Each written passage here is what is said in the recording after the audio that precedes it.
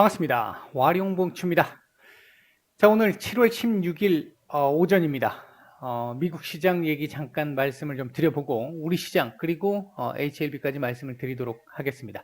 얘기를 들어보시고 도움이 되셨다고 생각하시는 분들은 구독, 좋아요 한 번씩 눌러주시면 감사하겠습니다. 자, 바로 보도록 하죠. 먼저 미국 시장입니다.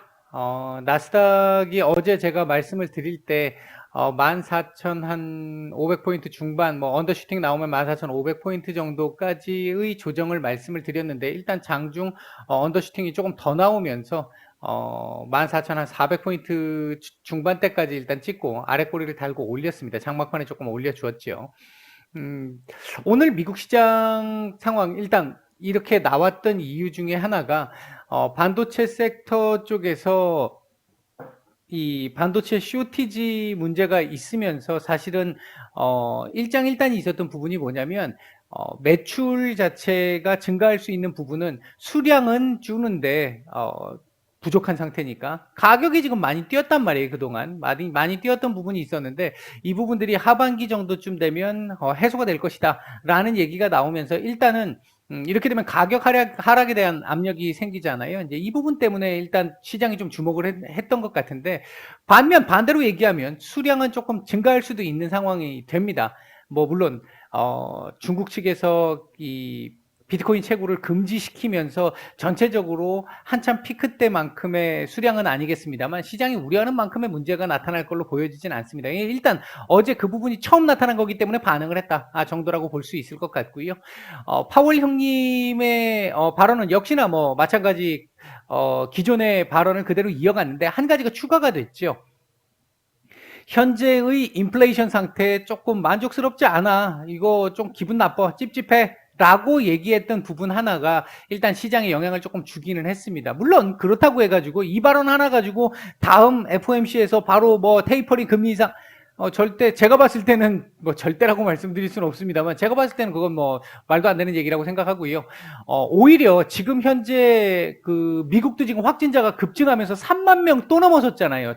5월 이후 처음으로 다시 3만 명대 이상 일간 확진자가 늘어난 상황인데 이렇게 되면 오히려 경기 둔화에 대한 어떤 우려감 우리가 지금 7월인데 8월 넘어서 8월 말부터 9월 해가지고 현금 보너스 중단되는 부분도 있고 그리고 이제 대면 수업이 이제 2학기부터 그 미국은 9월 첫 학기부터 시작을 해서 대면 이 수업이 진행이 되잖아요. 이런 부분에서 오히려 또 위험할 수 있는 상황이 올 수 있기 때문에 연준 입장에서 이 방향성을 딱 잡아서 움직이는 게 쉬운 일이 아니라고 말씀을 드렸어요. 이 얘기는 정말 여러 번 말씀드렸는데 그런 상황을 감안해서 본다라고 한다면 지금 현재 상황에서 섣부르게 이거 뭐 조금 더 지표 더 잘 나온다고 향후 몇 달 정도 더 잘 나올 수도 있을 거라고 보고 있죠. 그리고 오늘 옐런 재무장관도 그 얘기가 있었었고요. 그럼에도 불구하고 지금 델타 변이의 유행이라든지 지금 람마도 지금 아직까지는 가시권은 아닙니다만 조금씩 확장되고 있다는 부분. 이 람마가 문제가 이제 치사율이 높다라는 거잖아요. 이런 부분들을 감안을 해서 보면 아직은 이 테이퍼링에 대한 고민, 걱정을 해야 될 정도의 상황은 아닐 것으로 본다. 일단 그렇게 볼 수 있겠고 최근 나온 고점에 대한 어떤 차익 매물 정도에 대한 명분이었지 뭐 그렇게 보는 게 옳지 여기에서 뭔가 이 연준의 방향성이 바뀌어서 그 파월의 발언 하나 때문에 방향성이 바뀌어서 이렇게 해석하는 건 조금 무리가 있다라고 개인적으로 보고 있습니다. 어제 경제 지표들 같은 경우는 좀 혼조세를 나타냈어요. 혼조세를 나타내서 시장에 큰 영향을 어떻게 주지는 못했다고 보고 있고요. 방향성을 크게 이렇게 만들어내는데 영향을 주지는 않았다. 이렇게 보고 있고. 자녀 육아 쪽에 관련해서 세제 혜택이 이제 시작이 됐습니다. 이제 미국 시간으로도 오늘부터 시작이 됐는데 사실상 이 부분이 우리가 보통 보면 올해 세금을 낼 부분은 작년에 냈던 그 수입을 기반으로 해서 올해 세금 관계가 나오면서 뭐 혜택을 받든 더 내든 하는 부분이 나오는 거잖아요. 올해 거는 내년에 내야 되는 거잖아요. 이제 그런 부분인데 그걸 지금 땡겨서 지급을 하겠다라고 얘기를 한 부분이 좀 있어서 이 부분이 어제 크게 시장에 반영되지는 않았습니다만 아마 향후 시장을 또 조금 교란시킬 수 있는 내용이 좀 될 수는 있을 것 같습니다. 이제 현금 보너스 형태로 지급이 되는 상황이기 때문에 소비 부진이 조금 우려될 수 있는 상황에서 또 확산 나오는 흐름, 이런 흐름으로 가게 되면 글쎄요, 이 또 인플레이션 우려가 나올 수는 있겠습니다만 지금 이런 인플레이션 우려가 있는 가운데에서도 현금 보너스를 지급을 해야 할 만큼 지금 상황이 그렇게 썩 녹록한 상황은 아니다라는 거죠. 일단 뭐 그런 정도 말씀을 드리고요. 나중에 이 부분은 조금 더 자세하게 말씀을 드릴 수 있도록 하겠습니다. 일단 나스닥 상황, 차트상으로 상황을 보면요. 일단 오늘은 반등이 나올 것 같습니다. 최근 하락이 뭐 제법 어느 정도 있었다라는 부분도 있었고요. 아마 기술적 반등 정도는 나올 걸로 보여지고요. 요 자리, 이 14,500포인트 정도의 지지 테스트를 한번 한 이후에 양봉을 하나 띄울 가능성. 그러나 큰 폭의 반등보다는 약한 정도의 반등을 통해서 눈치 보기가 어느 정도 약간 나올 가능성에 일단 무게를 좀 두고 있습니다. 그렇게 보고 있고요. 자, 일단 우리 시장 보도록 하겠습니다. 오늘 우리 시장 조금 낙폭이 어느 정도 제한적인 정도의 어떤 조정이 나올 것이다라고 봤는데 이게 지금 하나를 또 조금 확인을 한번 해봐야 될 것 같네요. 지금 제가 방송을 시작하는 그 시점보다도 훨씬 더 많이 지금 내려왔는데 역시나 그 부분이 또 작용을 하고 있네요. 자, 일단 외국인들 매도가 지금 조금 늘어나고 있는 부분 좀 부담스러운 측면이 있고요. 오늘 이렇게까지 매도가 많이 나오지는 않을 걸로 봤는데 지금 현재 매도가 나오고 있는 부분은 물론 환율의 영향도 있겠습니다만 오늘 아침에 발표됐던 뉴스 내용 중에 일본에서 올림픽 지금 이제 당장 목전에 뒀잖아요. 다음 주부터인데 올림픽 그 관계자들 이 관계자들 중에 한 6명이 집단적으로 이게 지금 한 6명 정도가 지금 감염이 나왔다라고 확진을 받았다라고 얘기가 나오면서 올림픽에 대한 어떤 관리라든지 이런 부분들이 굉장히 또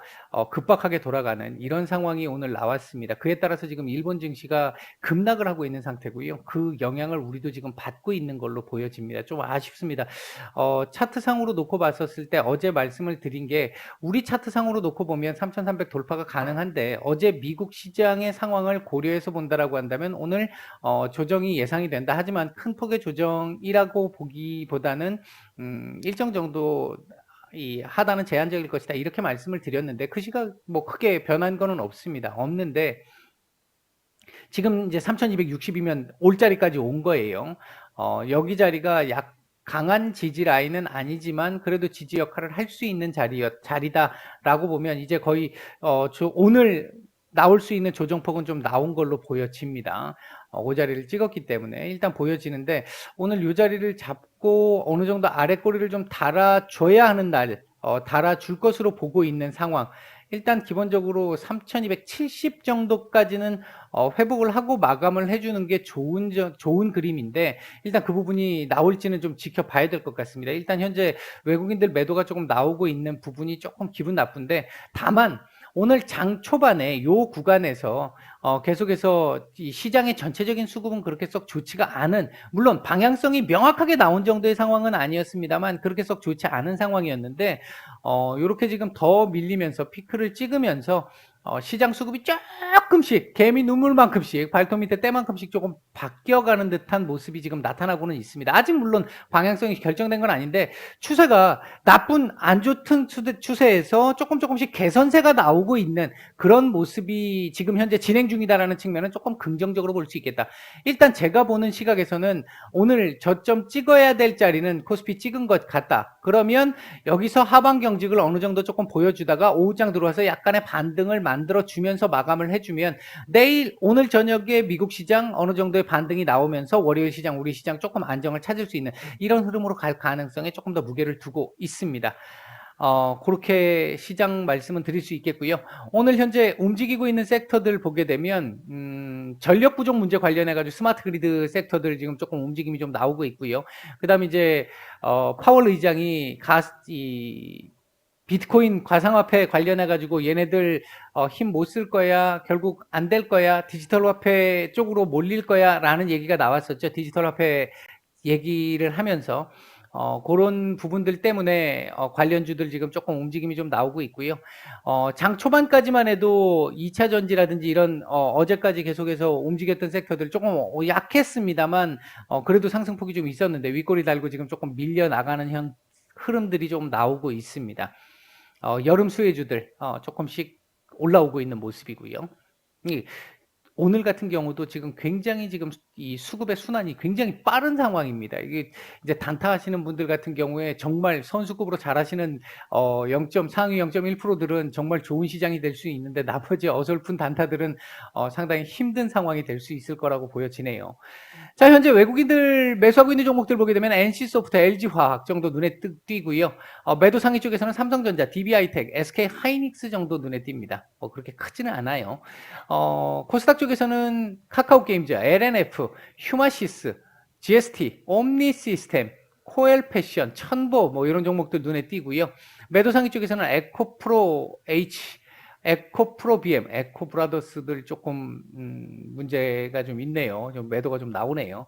그다음 우리기술, 녹십자 랩셀, 셀트리온 헬스케어, 우리기술 투자, 하나마이크론 정도가 외국인 매도에서 조금 눈에 띄는 모습을 보이고 있습니다. 자, 시장 얘기는 요 정도 드리도록 하고요. 자, HLB 말씀을 좀 드리도록 하겠습니다. 이렇게 말씀하시는 분들 중에 이게 보니까, 차트가 무슨 소용이냐, 차트 전혀 필요 없다, 이렇게 말씀하시는 분들이 계시는데요. 저는 기본적으로 이렇게 양극단 이분법적으로 가는 부분들을 굉장히 좀 개인적인 성향이 싫어하는 성향을 가지고 있습니다. 양극단으로 가면 안 맞으니까, 안 맞는 경우가 더 많으니까. 그래서 지난번에도 한번 그런 거 관련한 말씀을 한번 글로도 한번 올려드리기도 했었는데요. 재료 매매를 하시든지 아니면 가치 투자라고 해서 이제 기업을 분석하고 산업을 분석하고 그 다음에 이제 시장을 분석하고 전체의 경제를 분석하고 이렇게 해서 투자를 하시는 분들이든지 그것만 가지고 매매를 해가지고 성공할 수 있느냐? 장기적으로 봤을 때 안 된다고 보거든요.